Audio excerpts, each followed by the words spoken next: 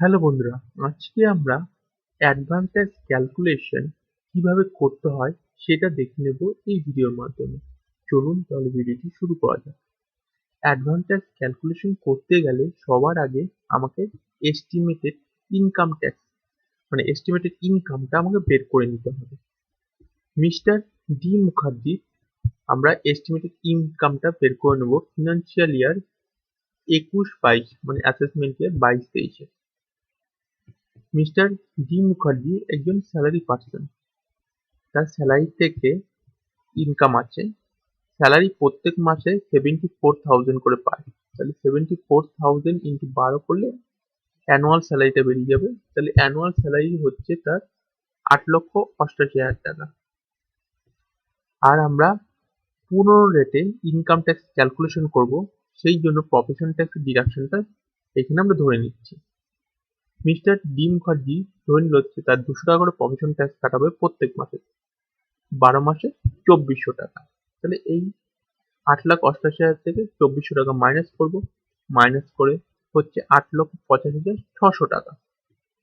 আর আমরা পুরোনো রেটে ইনকাম ট্যাক্স ক্যালকুলেশন করছি বলে স্ট্যান্ডার্ড ডিডাকশনটা পেয়ে যাবো। স্ট্যান্ডার্ড ডিডাকশন ম্যাক্সিমাম আমরা পাবো 50,000 টাকা। স্যালারি পার্সন স্ট্যান্ডার্ড ডিডাকশন পাবে ম্যাক্সিমাম 50,000 টাকা। তাহলে আমি সেই ডিডাকশনটা এখানে নিয়ে নিলাম। সেই ডিডাকশন করার পরে যেটা দাঁড়াচ্ছে সেটা হচ্ছে 8,35,600 টাকা স্যালারি থেকে ইনকাম। মিস্টার জি মুখার্জির পরের ইনকামটা হচ্ছে ইনকাম ফ্রম হাউস প্রপার্টি। সে ধরে নিচ্ছে তার ইনকাম ফ্রম হাউস প্রপার্টি থেকে তার প্রত্যেক মাসে 6,500 টাকা করে সে পাবে। তাহলে 12 মাসে 6,500 ইন্টু 12 করলে 74,000 সে অ্যানুয়ালি হাউস রেন্ট পাচ্ছে। আমরা জানি ইনকাম ফ্রম হাউস প্রপার্টি থেকে ইনকাম ট্যাক্সের রুল আছে যে অ্যানুয়ালি যে হাউস রেন্টটা রিসিভ করবে তার 30% ডিডাকশন সে পেয়ে যাবে। সেটা ডিডাকশন পাবে 24 সাবসেকশন এ তে। তাহলে আমি 74,000 এর উপর যদি 30% করি তাহলে 23,400 টাকা হচ্ছে। তো 23,400 টাকা আমি মাইনাস করলে দাঁড়াচ্ছে 54,600 টাকা। আর mister D Mukherjee income from other সোর্সের থেকেও কতগুলো ইনকাম সে ধরে নিল যে ফিনান্সিয়াল ইয়ার 21-22-এ তার ইনকাম হতে পারে। সেটা হলো সেভিং ব্যাংক ইন্টারেস্ট। সে ধরে নিল সেভিং ব্যাংক ইন্টারেস্ট হতে পারে 55,000 টাকা। আর তার ফিক্সড ডিপোজিট আছে, সেই জন্য ফিক্সড ডিপোজিট থেকেও ইন্টারেস্ট সে পাবে। সেই এই ইন্টারেস্টটা ধরে নিল যে 2,95,000 টাকা সে ফিনান্সিয়াল ইয়ার 21-22-এ ইন্টারেস্ট পাবে। তো এই দুটো যোগ করার পর 3,50,000 টাকা তার ইনকাম ফ্রম আদার সোর্সেস থেকে ইনকাম হলো। Income from salary, income from house property আর ইনকাম ফ্রম আদার সোর্সে এই তিনটেকে যোগ করার পর 12,40,200 টাকা তার গ্রস টোটাল ইনকাম হলো।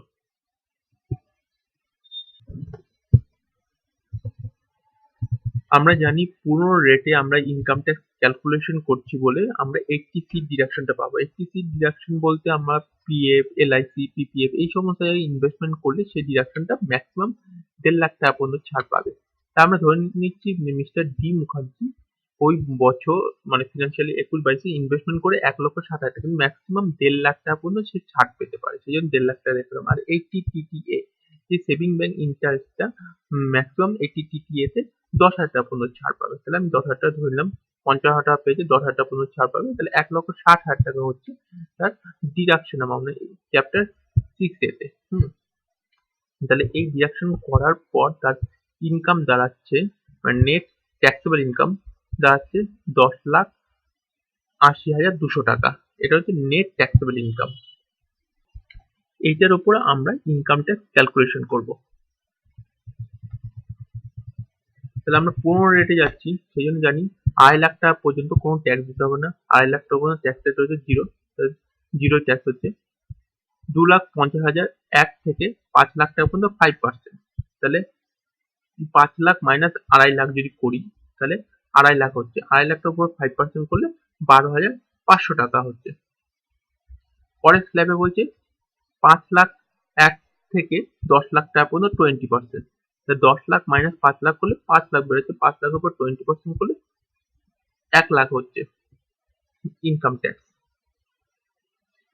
আর 10 লাখটার ওপর যতটা ইনকাম হয় তার উপর 30% পরের স্ল্যাবে।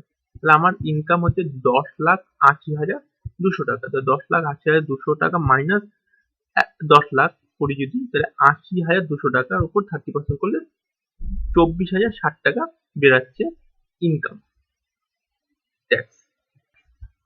তাহলে এই তিনটে যোগ করলে আমার টোটাল ইনকাম ট্যাক্সটা বেরাচ্ছে 1,36,560 টাকা ইনকাম। তাহলে 1,36,560 টাকা ইনকাম বেরিয়ে যাচ্ছে।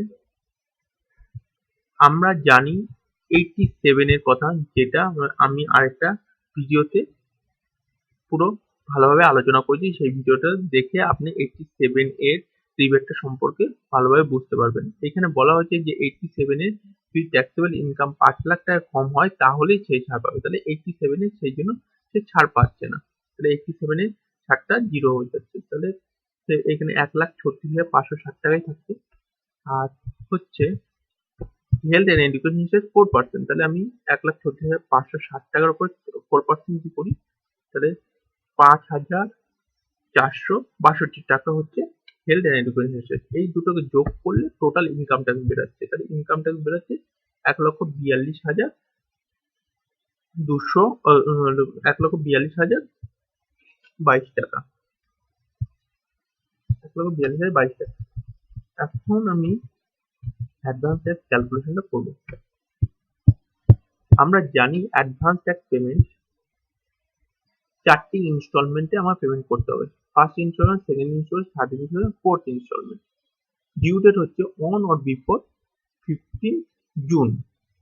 মানে প্রথম ইনস্টলমেন্টটা আমাকে 15 জুনের আগে বা 15 জুনের মধ্যে পেমেন্ট করতে হবে। সেটা কতটা পার্সেন্ট করতে হবে? 15% করতে হবে ফার্স্ট ইনস্টলমেন্টে।